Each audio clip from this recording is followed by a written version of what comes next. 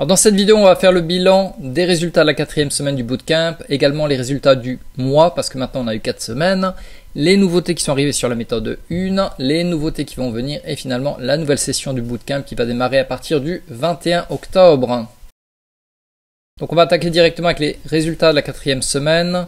Pour la méthode numéro 1, on était négatif. Ça c'est avec les réglages de la première version de la méthode. Cependant, on a commencé à basculer sur la deuxième version. Et si on avait utilisé uniquement la deuxième version de la méthode, c'est-à-dire la version améliorée, on serait tourné à 800 $ pour la méthode numéro 1. Cette semaine, on a eu seulement un trade qui a arrivé le 11 octobre, donc c'était vendredi dernier. Ça arrivait d'ailleurs assez tard, juste avant la fermeture presque. Donc on a eu une succession de 2 trades, l'un après l'autre, donc ça s'est passé en quelques minutes. Histoire de te garder éveillé tout au long de la vidéo, je vais te montrer en fait le détail des 2 trades que j'avais pris pour la méthode numéro 2, donc c'était le 11 octobre. Comme tu le vois en fait, on était rentré à l'intérieur de la zone 3 du VWAP. Pour rappel, ça c'est le VWAP qui est divisé en 3 parties, zone 1, zone 2, zone 3. Et pour moi, quand je rentre dans la zone 3, c'est-à-dire je ferme dans la zone 3, c'est le moment clé en fait pour attendre une divergence avec le RSI. Donc les settings, je les laisse tels quels. Ce que je vais attendre, c'est d'avoir en fait une montée comme ça. Donc tu vois, ça monte. Alors que en sens inverse, le RSI commence à chuter. Si je te l'agrandis, ce sera plus lisible. Voilà, donc on prend un sommet d'un sommet à l'autre. Voilà. Donc comme tu le vois, ça monte, ça descend. Du coup, à partir du moment où je vais avoir une bougie qui va fermer à peu près à la moitié, voire plus de la bougie précédente, et là on est en version 2 minutes, je le trade en 2 minutes, je vais pouvoir rentrer à un point au-dessus de la fermeture de cette bougie ici. Et si je regarde les mesures exactes, pour le Take Profit numéro 1, donc en général, moi je vais trader avec 3 unités. J'aurai un TP1 à 4,25 points, un TP2 à 7 points et finalement un TP3 à 9,25 points plus bas. Donc pour le premier TP, on l'avait chopé vraiment pile poil à la queue de la bougie ici. Donc là, on a chopé le premier TP. Et une fois que je chope le TP, je vais utiliser un stop loss suiveur à 2,5 points qui va coller le point le plus bas. Donc notamment, on aura fermé ici. Donc pour le premier trade, on aura fait 400 balles. Et ensuite, quelques minutes plus tard, rebelote. Tu le vois ici, les bougies sont toujours à peu près au même niveau. Et ensuite, le RSI, qu'est-ce qu'il fait lui? Il descend encore d'un cran. Voilà. Donc à nouveau, divergence. Les bougies sont arrivées au même niveau. Exactement au même niveau. Donc on va attendre qu'une bougie ferme à la moitié, voire plus bas, notamment ça aurait été le cas. Et si la bougie est relativement longue, notamment c'est le cas ici, elle mesure depuis l'antenne jusqu'au corps 0,07. En général, quand elle fait cette longueur de là, voire même plus, je vais préférer shorter à partir de la moitié, aux alentours de ici. Donc voilà. Donc mon point d'entrée aurait été aux alentours de ici, donc la moitié, avec un stop loss à 2,5 points au-dessus. Et pour le Take Profit, en fait, on aura chopé à nouveau le 4,25 points qui était aux alentours de ici, je crois. C'est descendu quand même pas mal plus bas. Et là, on a utilisé le stop loss suiveur qui a été saisi finalement en haut de la mèche ici. Donc à nouveau pour ce trade, on aura fait combien? On aura fait 525 $. Et ça s'est passé en total en 8 minutes. Donc au total, 925 $ pour ce trade.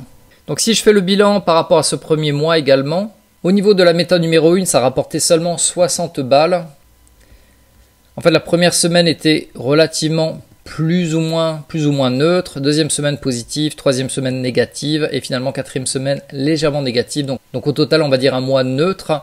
Mais si on avait utilisé la nouvelle version qui vient d'arriver justement fin de semaine dernière, on aurait tourné aux alentours de 2000. Si jamais également, je peux te le montrer ici. Donc ça, c'est la nouvelle version. Donc je l'ai fait tourner à partir du septembre 16 jusqu'au 11 octobre. Et comme tu le vois, au total, ça va donner 2550 $. Cependant, il y a un trade que j'ai viré, en fait, qui était positif, mais qui ne devrait pas exister. C'était le trade du 4. Hop, si je te le retrouve. Il est ici, donc celui-là, il a rapporté 963 $, mais il ne devrait pas être compté. Donc si on le vire par rapport au résultat de 2500, finalement, ça donne un résultat pour ce mois, pour la méthode numéro 1, version améliorée, aux alentours de 1580 $. Donc voilà pour la méthode 1 qui a évolué.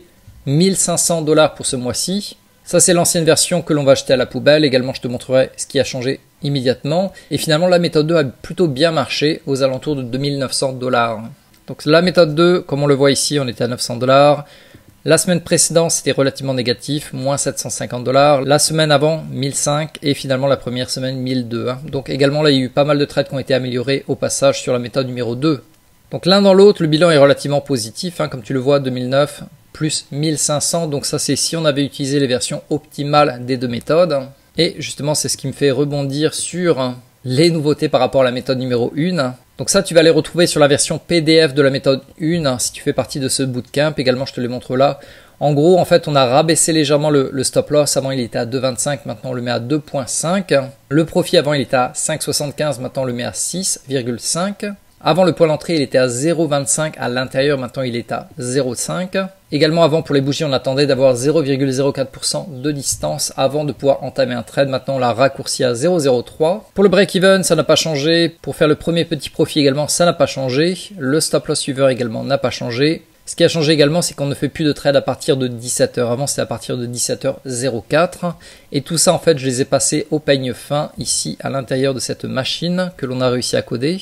Donc, en fait, grâce à tous ces paramètres, j'ai pu les confronter les uns après les autres pour voir, en fait, quel serait le mieux en termes de taille minimale de la bougie, taille maximale de la bougie, la distance des deux premières bougies avant d'entamer le trade, le point d'entrée, le stop loss, le break-even, le petit profit à partir de quelle distance on va le faire, la taille du petit profit, etc., etc. Donc je me suis amusé en fait à changer chacun des paramètres les uns après les autres sur différents niveaux, faire tourner la machine sur environ une année totale, donc environ 200 trades, pour voir ce qui marche le mieux.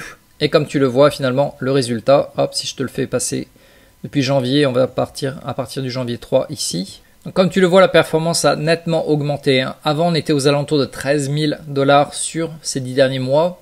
Maintenant, on est plutôt aux alentours de 21 000 $. Donc, on a presque doublé en termes de résultats. Et tout ça grâce à cette machine qui m'a permis en fait d'optimiser chacun des points les uns après les autres.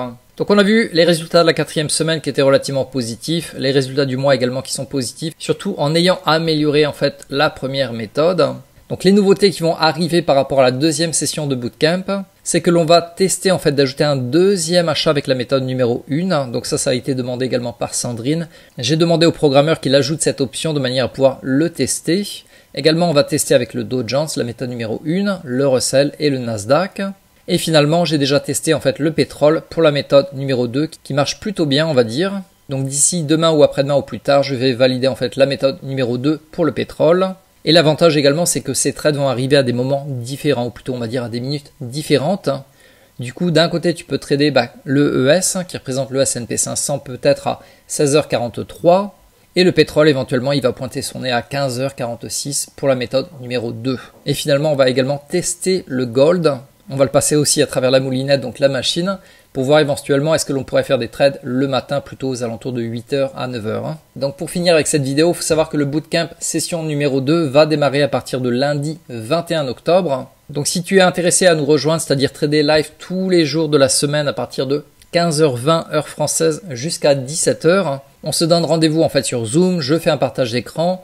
Tu étudies la méthode numéro 1, la méthode numéro 2 et ensuite on les trade, toi, moi et le groupe. On est environ une dizaine de personnes. Donc ça on le fait tous les jours en live avec partage d'écran en suivant exactement les paramètres de la méthode numéro 1, les paramètres de la méthode numéro 2 sur différents indices.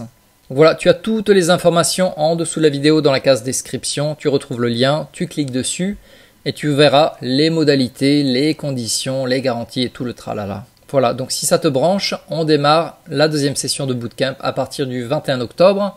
Et logiquement, les résultats devraient être largement meilleurs vu qu'on a carrément optimisé la méthode 1. Et on va également ajouter d'autres éléments à cette méthode numéro 1. Et également, on va ajouter le pétrole pour la méthode numéro 2.